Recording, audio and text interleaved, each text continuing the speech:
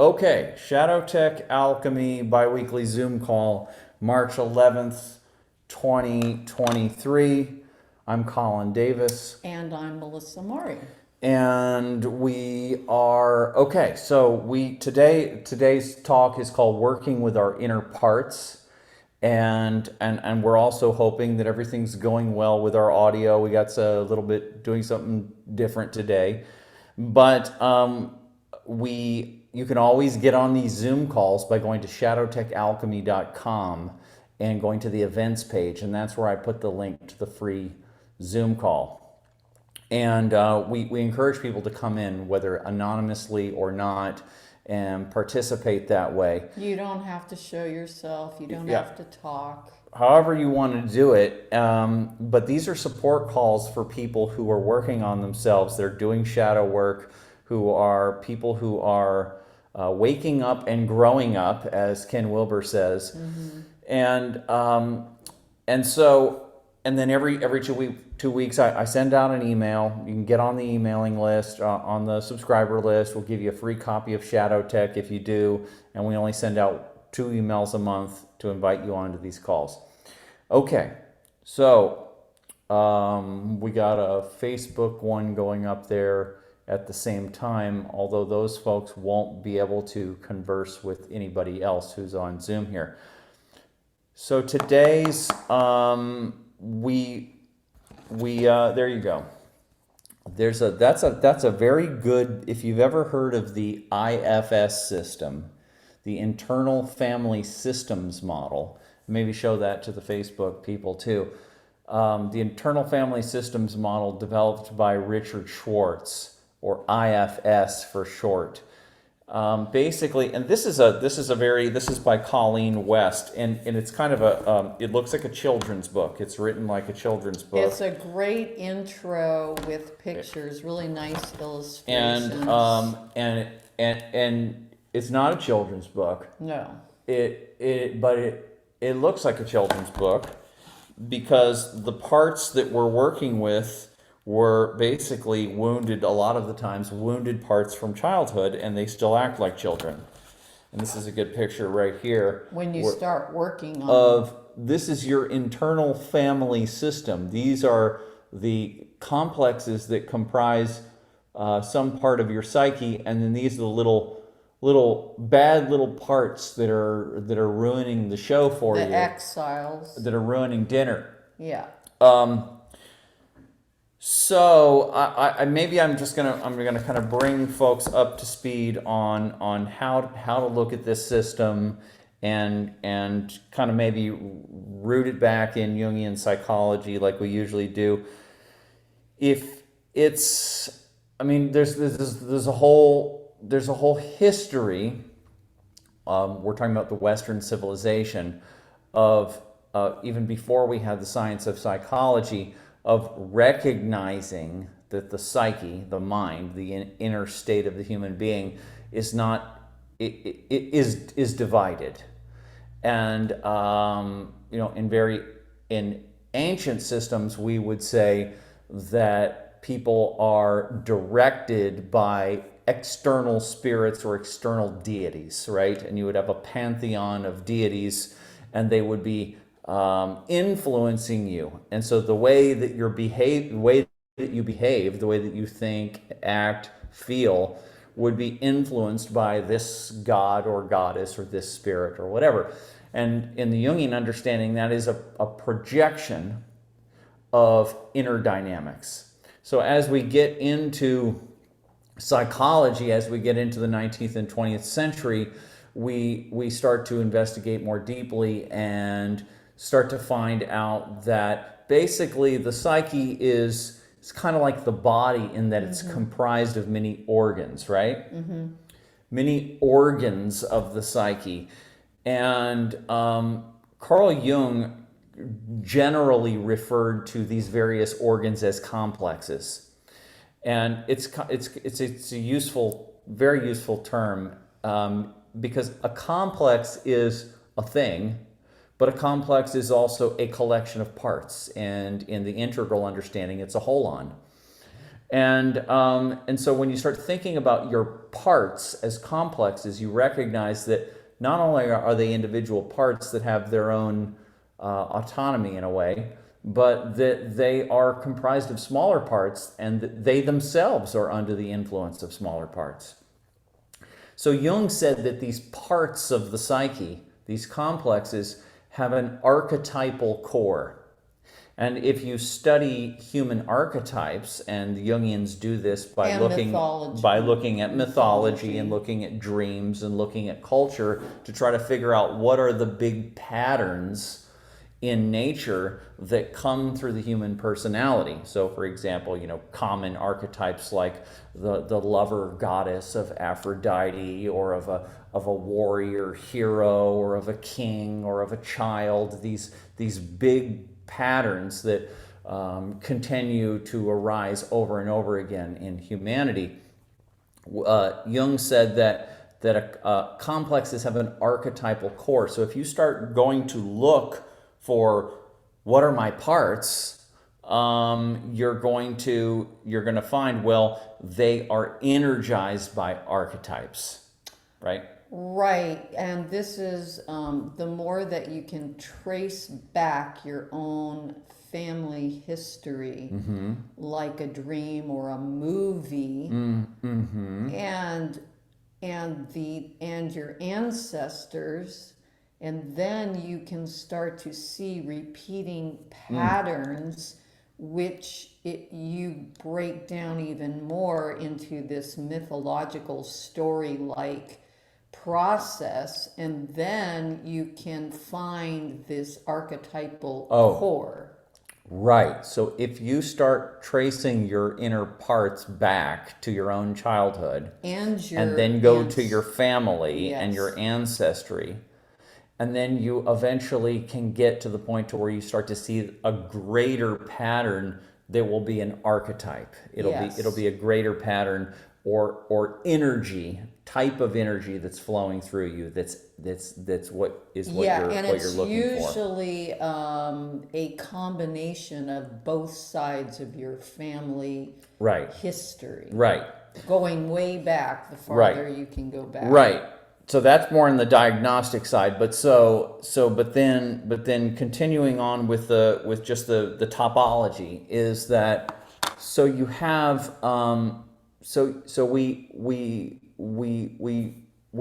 the idea of complexes, we recognize that there are organs, there are drives, there are impulses, energetics that seem to be somewhat autonomous, and they want to do what they want to do, and they have access to our personality, and they shift us through moods, or what Sam Vaknin calls self states, and that each self state or state of being will be energized by different organs, different parts, which will in turn be fed by different archetypes. And so then also in the Jungian understanding, there's a negative connotation with the word complex, and this kind of makes it kind of confusing, and that sometimes the term is used to refer to what he called splinter psyches, which are split off parts, or what they call exiles in the IFS system. So these are the parts that really, the other stuff is just sort of the organs of the psyche doing what it's doing, and this is your personality, and this is the way he is in this situation, and this is the way she is in this situation. This is kind of just the organs of your psyche working. But when you really need to start to investigate things, is that when you have some kind of recurring problem, when you have some kind of chronic ailment, some kind of chronic mood swing, some kind of addiction, or something that's chronic and self-destructive. Or a cyclical conflict in your life or in your relationships. Right, you keep creating this kind of same kind of relationship breakups or whatever it is. Yeah. That's where you have that's where you talk about the word complex in the pejorative, where it's a bad thing. It's something that's broken, it's hurt, it's split off. And this is where you're talking about autonomous complexes, is what they would say in the Jungian system. So now going over to IFS, back to the Jungian system really quickly. In the Jungian system, a complex has an archetypal core, and a complex is feeling toned.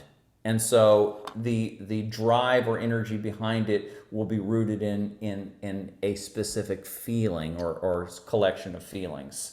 And so this is how you kind of go diagnose yourself, is that when a complex is active, excuse me, when a complex is active, it will put you in touch with a specific feeling, whether it's rage or whether it's grief or whether it's fear or whatever it is, and the complex will actually be acting as an intermediary between your unconscious and your conscious to admit something into consciousness that you've been repressing. A complex is actually it's not really just an unwanted part that's acting out, but it's actually serving an energetic purpose that isn't being served in another way in your life. So this is one of the things that you have to do, is that when you start recognizing that you are being autonomously taken over by a specific feeling or a mood or what we would call complex, is that you have to figure out a new way for this energy to get access to your life without having to feed this complex. But so now with the IFS system, the Richard Schwartz system here, we refer to psychic to the psyche as being a collection of parts. And the way they interact with each other is that, or the way this Maybe you should give a little bit of background with Richard Schwartz, just so that... Richard Schwartz was doing family therapy. Right. And so you would have a child would be having a problem, teenager, let's say, is having a problem in school or in the household. And if you try to do therapy just with the child alone, you don't really get the full context of what's going on, what the environment is like, and the relational dynamics of the family. So you bring in the family members, and then you start going through the issue with the family members there. So the sisters there, the moms there, the uncles there, whoever's in the particular environment. And then you start going through the issues, and what you find is you find the different perspectives of each of the family members, and you find that the child, let's say the teenager in this case, is the way they are revolting against this aspect of this person, or they're using this other person as a protector. And they're using this other person they're using different people for different reasons to be able to find safety, And security, find balance autonomy, within the family system. That's how the family was balancing itself. Right, that's how the family was balancing And itself. so then he realized that these same patterns would occur within all families. It clicked, as above, so below. Hey, wait a minute, this is actually being internal. Well, not only is it happening in all families, but what's happening is that as we grow up, we internalize this dynamic. Right. And then programs grow in the psyche, which continue to represent these different family members, even though the family members aren't there anymore. Right. Or not the whole family member, but that particular energetic dynamic that was going on in the family, that stays in the psyche. Yes. And then you find new family members, new people to keep the thing going. Yes. And so he then started to try to map out these roles of first in the family therapy, and then to translate that into personal therapy. And so he has three main roles. So basically you have the first party is the split off part, the autonomous complex. And that's what he calls an exile. So this is some kind of simple part This is the one, these are the ones that have the archetypal core too. I think all parts have an archetypal core. But the exiles are the ones that have the actual feeling tone, whereas They all do. But the managers and the firefighters. Well, the manager. Well, just think when a manager comes online, there's a feeling tone behind that managerial exercise. Yeah, that's true. But the archetypes are the split off parts. Yes. That are they're the orphaned parts, right? They're the parts that were formed out of a traumatic situation. And it doesn't even have to be extremely, war zone type traumatic. It can be developmental trauma. It's developmental trauma a lot of the times, right? And so this is not getting along in school. This is being bullied or not being supported by one or the other parent. Not getting enough attention. Abused in this way or that way. Just not fitting in. These kind of things. And so, so as a child grows through different stages of development, part of the child gets left behind, right? They say in school you get left behind. Well, some part of you, because development in a child's life is so rapid and everything kind of has to chunk come online, things get left behind. And so parts get orphaned. And then they're running scripts. They're running the script of, 5 years old, whatever it is. Whatever was the problem when they were 5 that didn't get resolved, it's still running as if the environment is the same. And because it's still there and it's still running and influencing our psyche, we end up creating life situations that mirror back that old situation. It's like it's a program that stayed in a time-space loop, right, of a program that keeps repeating itself. And you do therapy with people and you try to get down to what the core of these programs are, and you find that they're child states, right? They're not talking rationality. They're not talking the current environment. Mm-mm. They're talking the old environment from 20, 30, 40, 50 years ago. So you have orphaned parts, and these are the parts that would be sort of the core cause of your neurotic behavior, of your pathology, of your physical symptoms. Very important, your physical symptoms. Yeah, the psychosomatic your mood swings, all of your issues can be rooted back to the exile, this splinter psyche or autonomous complex, however you want to talk about it, exiled part, and also that part's relationship with other supporting parts. So Richard Schwartz has supporting parts in the psyche also. So one of these is it's the protector parts, right? Yeah, so there's two kinds of protectors. Yeah. Okay, what are those? Managers, which are proactive. Right. And firefighters, which are reactive. There you go. Right. And is that all the parts there are? There's exiles. Yes. Yeah. And then there's exiles, and then there's protectors. And those protectors have an active and a passive modality. So a reactive is modality, the active modality. It can be active. And it seems like when you're going and looking for these things, so the protectors. Okay, let me clear the slate here. Exiles and protectors. Protectors are two different types of roles. One is the firefighter, and it's very reactive, and then one is the manager, and it's proactive. So the manager is the part of your personality that's trying to make everything right and set up everything so you won't get yelled at, you won't get fired, you won't trip and fall. It's the part of you that's using your logical and cognitive functions to solve all the problems so that the exile, the little hurt part, won't get hurt again. Yes.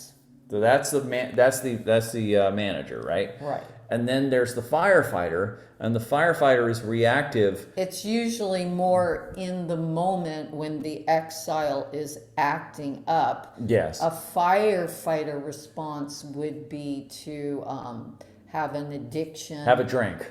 Smoke some weed. Have a Tune out. oh yeah, Just tune out. Dissociate. Yeah, just tune out. Play cognitive dissonance games. Go into denial. Just kind of zone out. I'm not seeing that. I'm not feeling that. That's not happening. Or running away from the situation. There you go. So it's the firefighter is a protector who's going to just basically do whatever it takes in the moment. Right, and that's why they're called firefighters, because it's an emergency. Exile is showing up, and we have to take care of this right now. Right, exactly. It's a coping mechanism. It's a coping mechanism. So this is the system that he has, and it seems to me that one of the things that I recommend people do is when they're starting to dialogue with their parts or trying to, just get a hold of what am I made out of, is that when you start to get back into things, is to start naming your parts, naming your functions, and giving them, like making them human, making them more human. I'm going to show you. And so, so if you have, like Melissa has an exile, we call her sick girl. These are like all the different exiles, possible exiles. Show it to Facebook too. Yeah, so we want to make, just like we have an external family, we want to make our internal psyche like a very active, engaged family. That's Community, why it's called internal family system. Yeah, these are your family members, these parts of yours, and even the ones that are acting out that are causing trouble. They're your family members, and sometimes people just call them by whatever the feeling is, fear or anxiety or rage or grief or whatever, and you can consider that to be a part. But I think it's better to make them more it more human, and sometimes and then because also the parts they're simple, but they might have a couple of different feelings that they're constantly running. Yeah, and if you really start to talk to them, they will start to respond to you. And that is what you do in this system. And so you basically, when the exile part is up, so to speak, then when you're having whatever kind of issue, whatever kind of tantrum, whatever kind Can of be a reaction, whatever kind of issue. Physical pain that's coming on, some kind of chronic pain or chronic breakout or something like that, whatever it is that's turned up and is pathological, then you go sit with it and you go dialogue with it and you use your imagination and you just it's just an active imagination process, and you talk to the part, try to find out what its name is or what name will work for it.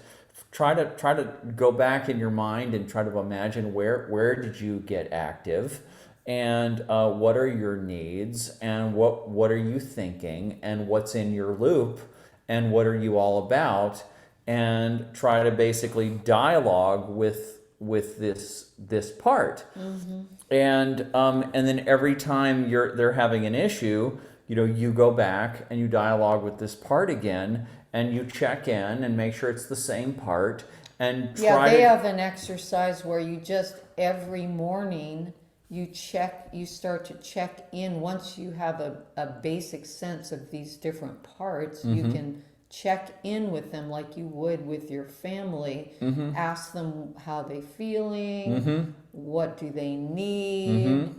And you will be amazed. It really, really does work. Mm-hmm. I've been working diligently with these parts for a while. Yes. And they are dialoguing with me. Yes. And Because you're in a big transition right now. Yes, You yourself. we've talked a we lot talked last about week it. about this, but you've been in about a 4 week long, Well, longer huge than that. episode. It's a few months. It was really peaked around a month ago. Yeah, And so you're getting all this pain in all your old injury spots. right. And it's waking you up in the middle of the night. You can't sleep the whole night through. Yes. So we have a life transition point right here, and these parts that haven't been fully worked out are squirming, and they're afraid, and they don't know what the next phase of life is going to bring for them. Right. They don't want to die. They don't want to go away. They're Right. afraid, Right. and they're talking, Yeah. and they're kicking and screaming right now. Yes, exactly. And so I'm I'm using it as a way to get more intimate with the core parts. And in this case, it's the Sick Girl program, which is the same kind of as the abandoned child, which It's like stems. an orphan You archetype. can look at the past video for all this, the background, but it's through my epigenetic code. It's not just my No. life. No. It's totally related to Yeah. my ancestry. Right. And so I'm not just dealing with my own past. I'm dealing with the actual code Yes. of my family system. Yep. And so my intuition on this in the ongoing process is that this is individuation, this is transmutation of the psyche, and this is just another way to get deeper into this natural process that goes on within every human being at different cycles of their life, right? Yeah. And then there's these big transitions, Right. big life stage transitions, and So this part, the sick girl, abandoned child, this is what is causing me the TMS symptoms. physical psychosomatic symptoms. There's also another layer of releasing PTSD, past trauma from miscarriages, abortions, Yes. rape. Yep. It's All been all these- kind of going down. The pain has been going to your female parts, Yes. and this is something. If you look at John Sarno's work, where we get the term TMS, just means any psychosomatic or psychologically The caused physical divided symptom. mind. Yeah, that's the book. That TMS or these symptoms, physical symptoms, they will always actually go to wherever you're weak in the body, wherever you have memory of prior injuries. Yes. So I've been working through this in different ways. I'm working in the body. I'm getting body work now too. Yeah. Which is it's very intense, very deep, and shamanic in a release Yeah. sense. Massage, right. But getting back to the parts, so I've been getting incredibly intimate with this part. I realized there's a firefighter part of this part, which causes external chaos, actually can cause electromagnetic things, Yeah. or it caused me to trip and fall the last week. Yeah, you've been working with this part, and it's as if it hasn't been acting out enough. Yes. It caused you to trip and sprain your ankle. But Yes. what that ended up being is that you couldn't go to work. Yes. And this is part of where what this part is saying right now. This is a little baby part, It's and it needs to be nurtured 24/7 Yeah, right now. it's- And it's really making you act as though you have a baby, and having to Exactly. get up in the middle of the night. I do ball rolling on like a lacrosse ball, which relieves the pressure. And then I've been using that as a way to get really intimate with this part, and just treat it like this baby that just wants to feel safe and protected Yeah. and loved. Right. And It's saying after all these years, you still haven't taken care of me enough. right, and I'm still hurting. Yeah. I'm still crying. but before, because it had such a firefighter active kind of reactive role, which would The cause firefighter was there chaos, to protect it, to cause you to run, either run away or create chaos to mask chaos, it. Yes. break things, Yeah. in this case, sprain my ankle. I used to think, is it possible this is like some demonic force? Right. And I even asked C. Michael Smith about it, and he said, no, this is just your parts. Right. And he's a Jungian and a trained shaman, and so I respect what he said. And Yeah, he didn't get the feeling that you were possessed. Right. And because it has this electromagnetic component to it that can actually break. But that's just the psyche in general. Yes. Wherever you get a lot of energy, Right. it can become manifest. Right. So with this, just recently, and the whole taking care of it like a baby, it really clicked. No, this has never been some outside demonic force. No. This is just this little part which has been passed on to me that just wants this complete love, right? And so it's very powerful.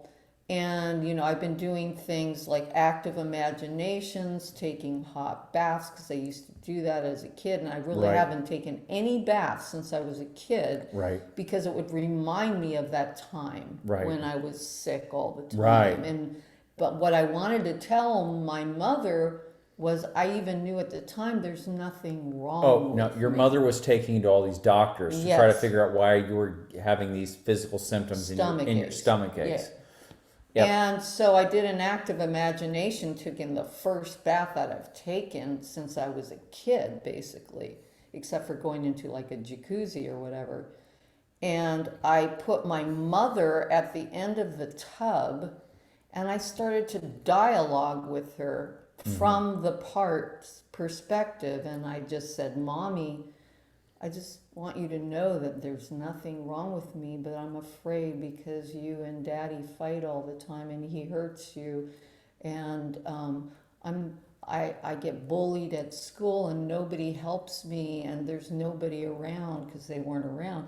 So I told them this. I told my mother this. So I actively did active imagination with the part, and I feel that this is incredibly powerful work. If you can start to... It's starting to soothe the part.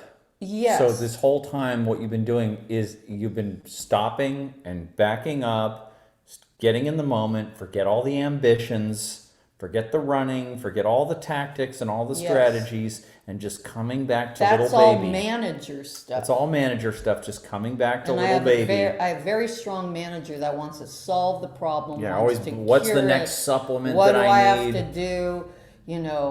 So I have quite a bit of manager. That's also the warrior part too. That's the archetypal we were just Right. talking about. Do these other parts have an archetypal core or a feeling state? Yes, they do. Yeah, the managers are like warrior They're like warriors. energy. Oh, it's like a warrior magician. Yep. Yeah. Mm-hmm. So it's very powerful work if you take it seriously, and if you really start to engage and start to dialogue and get to know these different And parts.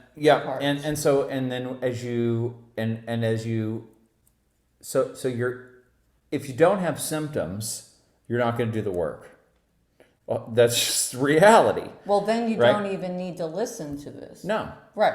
This is only for people who have symptoms, right? Right. In whatever way. There's many different ways of having symptoms, right? Whether they're emotional, psychological, work-related, Or even environmental. psychosomatic. Yeah, life based on the outer world, even something you can't find out how you're the common cause, but these destructive things keep happening to you in the world. Right. That's a symptom too. You get in car accidents all the time. or Yeah, something. that's a symptom. Getting in a car accident or whatever, that's a symptom too. Yeah. But but if you have symptoms and the first thing that we do in most societies is that you go to the doctor, you go to the shaman, you go to the priest, you go to the doctor. It's all the same archetype, basically. And that works for some people. And that works for a lot of people. For Christians or I mean, all over the world. Yeah, I mean Islam, all religions. It works if you take it very seriously. It works in Haiti with voodoo and stuff like that, right? Anything that you totally believe in and you take incredibly seriously and there's meaning to it can work. If a parental figure that comes to you and says, this is what your problem is and this is the solution to it and here you go and this is going to cure you, well then at least half the time that's going to work. So people still do that in our modern society. They go to the doctor. Right? Yeah. The doctor's fucking clueless, right? Well, these days, but they keep going to the doctor. Right. You question them, why did you go to the doctor? What was the diagnosis? What did they tell you? Well, they don't know, and they told me something, and blah, blah, blah, and they gave me this pill, and well, what's the evidence of that? I don't know, and it's just, you realize that everybody's just guessing.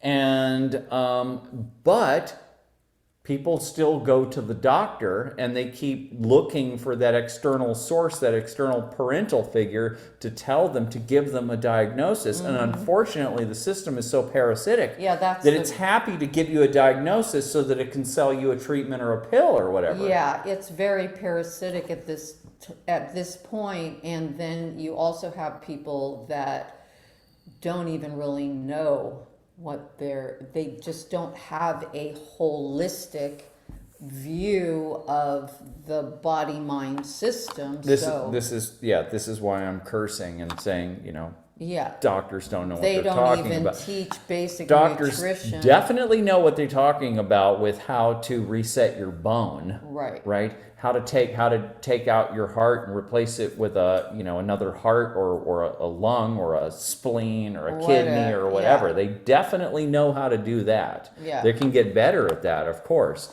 At the mechanical part of doing surgeries and stuff, they're amazing in a lot of ways. Right. But in terms of dealing with symptoms of chronic disease, they're completely clueless. Right. And it was a nice hawk. And the there. connection between the body, mind, and the spirit, they're and clueless. And their lifestyle. They're clueless. You talk to them, they're like drawing a blank. Yeah. So they're not going to help. And so that's why people are now going to all these alternative doctors. And unfortunately, I don't think that there's that many alternative doctors that are that much of a help. Although I think there's, if somebody takes you down to South America or wherever they take you and they give you ayahuasca, well then that's probably one of the most helpful things possible, because your own psyche is going to show you what's going on in here. It's going to mythologize it and show it to you symbolically, but it's your psyche showing you what your problem is. And that's really where it's at. So what we're doing here, and what anybody that's on this path is doing, is we're taking complete responsibility for our own healing. We're saying, like you had your epiphany when you had cancer, these are my cells, my body created the situation, and now my mind and body is going to fix the situation. Yeah, it's being the self-healer. The self-healer. Yes. Self-healer archetype. And so what we're saying here is, if you are in a psychological state where you can still get, you can get the placebo effect effectively from a parental figure in a lab coat saying, here's your sugar pill and this is gonna heal you. And if that's working for you, you're not going to be looking at stuff like this, and it's going to work for you. But unfortunately, it's kind of like how rationality cracked religious belief, and it just started to crumble away. And not to say that religious belief isn't it's very powerful.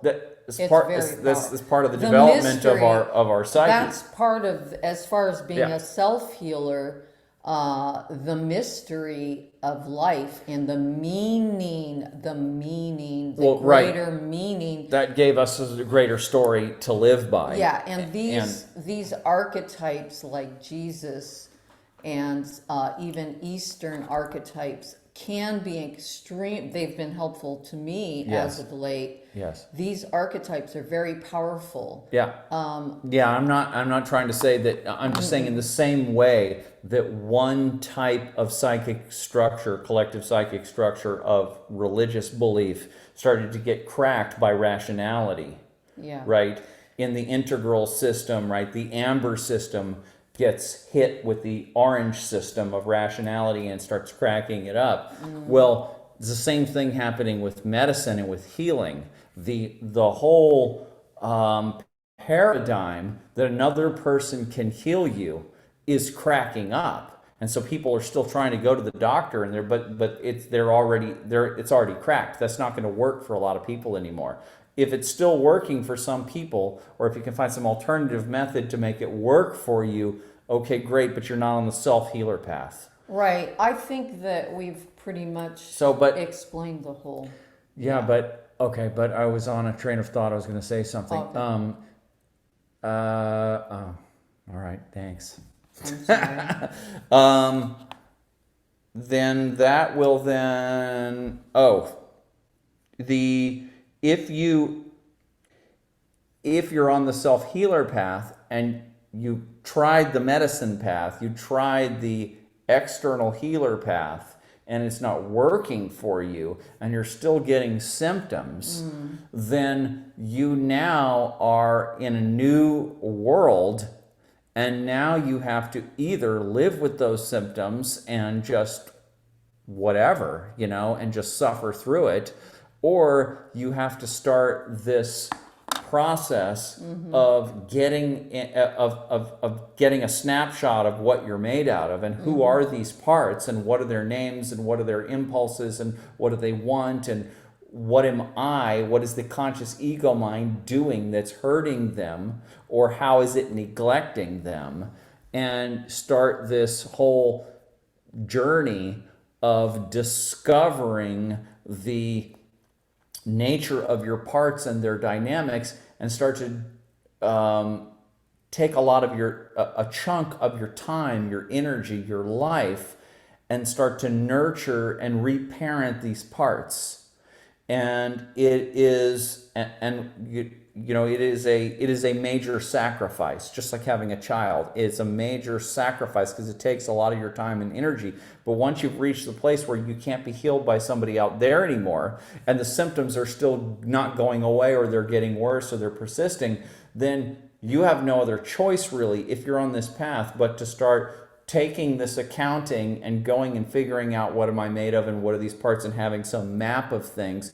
And this IFS system that we're talking about here today, one of the things last thing I wanted to say on this is that it's the having a map, like I use Richard Schwartz's map, or I use the Jungian model, or I use the integral model, or I'm an Adlerian, or I use Freud's original model, or whatever. GF. These are all just stabs in the dark, right? And so maybe they're better than that, because the systems the good systems that if you apply them, they do seem to actually check out. It's kind of like, it's the invisible elephant type thing, and the wise men trying to figure out, well, what's the nature of this elephant? And one of them has the trunk in his hands, and the other one has his feet, and everybody's trying to kind of figure out what is the nature of this thing. And so we're really, in the dark, so to speak. But so it's not as important that this model or that model. What's the most important is the time and effort and intention of investigating what I'm made of, investigating my parts. Because if you just go on the journey for the rest of your life, and go on the journey to taken to find out what I'm made of and who are these parts or what do they want from me. And what can I do to satisfy these parts, or what can I do to help these parts grow up, or to tuck these parts in, or whatever?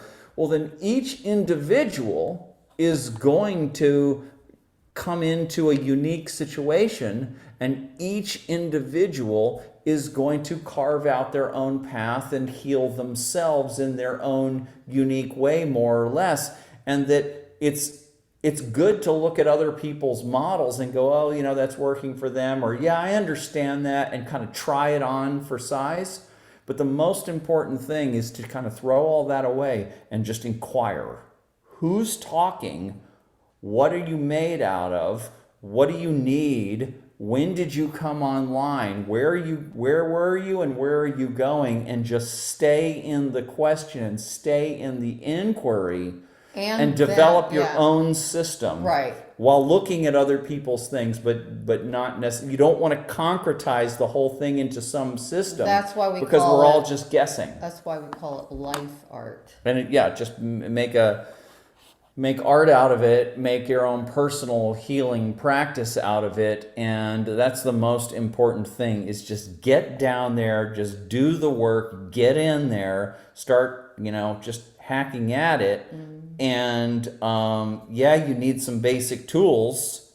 And again, we use the Jungian system, but this is another system that's very helpful and more up to date. And then you just get at it and you take it very seriously. And take it extremely seriously. Yeah. Okay, so that's good for today. ShadowTechAlchemy.com. Folks can always join us on Zoom, because we're going to go talk to some folks on Zoom right now, and then that'll be all for today. You have anybody on Facebook? Anybody ask anything? Nothing. Joseph just says Happy Women's History Month. Colin and Melissa. Okay. Supplement. Well, thanks for joining us. Thanks, guys, on Facebook. We're going to turn Facebook off, and you guys are more than welcome and encouraged to come on the Zoom portion, and where you can actually, that's what we're trying to get everybody to do. We're trying to get people to go into Zoom because it's more serious. It shows that you're more serious, and it's, coming into our Zoom call once every month or two or whatever would be better than sitting on Facebook passively ingesting. So we try to do that. So thank you all, ShadowTechAlchemy.com, and we will see you in 2 weeks. So I'm going to turn off that portion of things, and then I guess I should have stopped it over here, or am I going to keep it going on here? Or I don't know. what am I doing here? Let's see here. I think I'm just going to stop for today on the recording. And, see, that's what I don't want to do. I want to go like this. Okay, thanks to everyone watching on YouTube, and see you guys stay here, and